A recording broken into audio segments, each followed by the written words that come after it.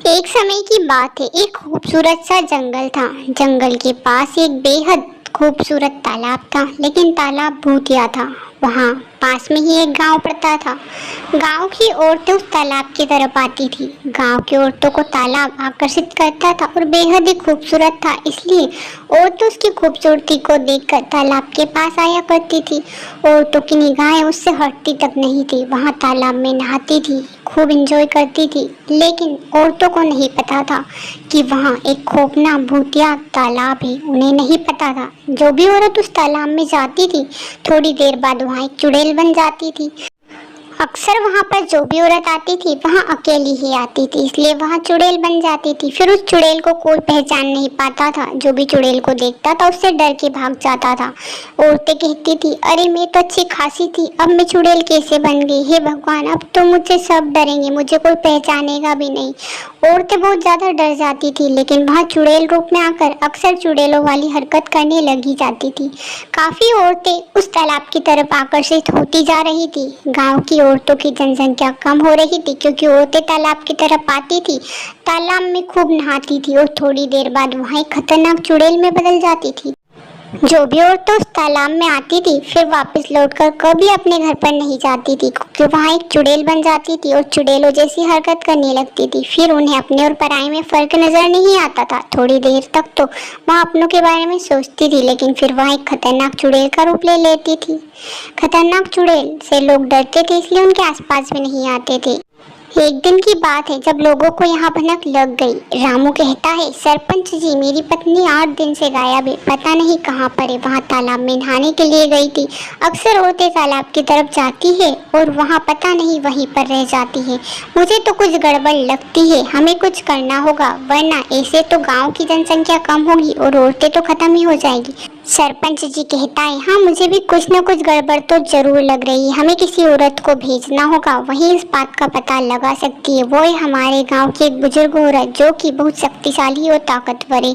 वही इस बात का पता लगा सकती है। उसका नाम सुधा चाची है। सुधा चाची के पास बहुत सारी शक्तियां हैं, वही इस बात का पता लगा सकती है। हमें उससे बात करनी ही होगी। समय बीतता चला जाता है। सरपंच जी सुधा आंटी से बात कर लेते हैं।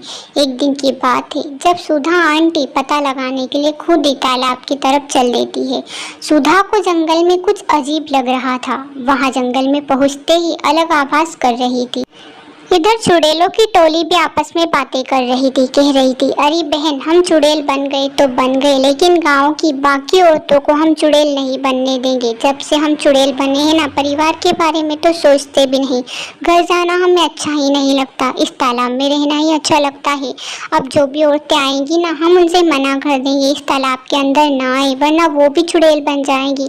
मुझे तो अच्छा नहीं लग रहा है कि गाँव की औरतें खत्म हो रही है और चुड़ैल बन रही है। देख ना, इस तालाब में कितनी चुड़ैलें हो गई है और वहाँ सारी औरतें हमारे गांव की ही है। सुधा जंगल में पहुँच जाती है। जैसे ही तालाब के पास पहुँचती है, एक चुड़ैल उसके पास आती है। वहाँ सुधा से कहती है, अरे आंटी जी, आप इस तालाब में नहाने मत जाइए। अगर आप इस तालाब में चली गई ना, तो आप भी एक चुड़ैल बन जाओगी। हम भी गांव की औरतें ही हैं और हम भी चुड़ैल में बदल गई हैं। मैं नहीं चाहती कि आप चुड़ैल बन जाओ। हम चुड़ैल बन गई है और गांव की औरतों को भी आप मना कर देना कि कोई भी इस तालाब में ना आए। जो भी आएगी वहाँ चुड़ैल बन जाएगी। मैं चलती हूँ, आप सबसे जरूर से बोल देना। और चुड़ैल वहाँ से चली जाती है। सुधा हैरानी में पड़ जाती है। अरे यहाँ तो बहुत बड़ी गड़बड़ है, सारी औरतें चुड़ैलें बन रही है। मुझे कुछ ना कुछ करना होगा, वरना ऐसे तो गांव की औरतें खत्म हो जाएंगी और किस किस को रोकूंगी। यहाँ तो मुझसे रुकेगी भी नहीं। मुझे किसी तांत्रिक के पास ही जाना होगा, जिसे मैं जानती हूँ। सुधा दूसरी सुबह होते ही एक अच्छे खासे तांत्रिक की तलाश में जंगल जंगल भटकती है, ताकि उसे कोई अच्छा तांत्रिक मिले। उसे एक अच्छा तांत्रिक मिलता है। वहाँ उसे सारी योजना बताता है कि ऐसा ऐसा करने से तालाब की चुड़ैलें सारी ठीक हो जाएंगी और बाकी चुड़ैलें भी नहीं बनेगी। सुधा उसकी बात मान लेती और कहती है, आपका धन्यवाद, जो आपने मुझे अच्छा रास्ता बताया। हमारा गांव बहुत ही मुसीबत में है, सारी औरतें चुड़ैलें बन रही है। अब मुझे कैसे भी उनको बचाना होगा, उन सबको अपने गांव वापस लाना होगा। सुधा योजना सारी समझ लेती है और तांत्रिक के पास से अपने गांव वापस लौट जाती है। सुधा के मन में अब एक ही ख्याल था, अपने गांव को उस तालाब से बचाना। तांत्रिक के कहे अनुसार सुधा पूर्णिमा की रात को अकेली ही जंगल में जाती है और उस तालाब में कुछ मंत्र बोलती है और कुछ ऐसी चीजें मिलाती है जिससे सारी चुड़ैलें ठीक हो जाए और अपने अपने घर वापस लौट जाए। सुधा पूर्णिमा के दिन अपना सारा काम पूरा कर देती है। सुबह होते ही सारी औरतें ठीक हो जाती है। सुधा उन्हें सारी बातें समझा देती है कि इस तालाब में अब उनको नहीं जाना है, जो भी जाएगी चुड़ैलें बन जाएगी। औरतें भी उनकी बातें मानती है और सुधा को धन्यवाद देती है क्योंकि उसकी वजह से ही वहाँ सब ठीक हो पाई है। सुधा उनसे कहती है कि गांव की औरतों को भी बोल देना कि तालाब में कोई नहीं आए। वहाँ कहती है हम किसी को भी इस तालाब में नहीं आने देंगे। हमें तो भरोसा ही नहीं था कि हम ठीक हो जाएंगे और आपकी वजह से हम ठीक हो गए हैं। कहानी पसंद आए तो चैनल को सब्सक्राइब करके वीडियो को लाइक जरूर से कर देना, बेल आइकन को भी प्रेस कर देना।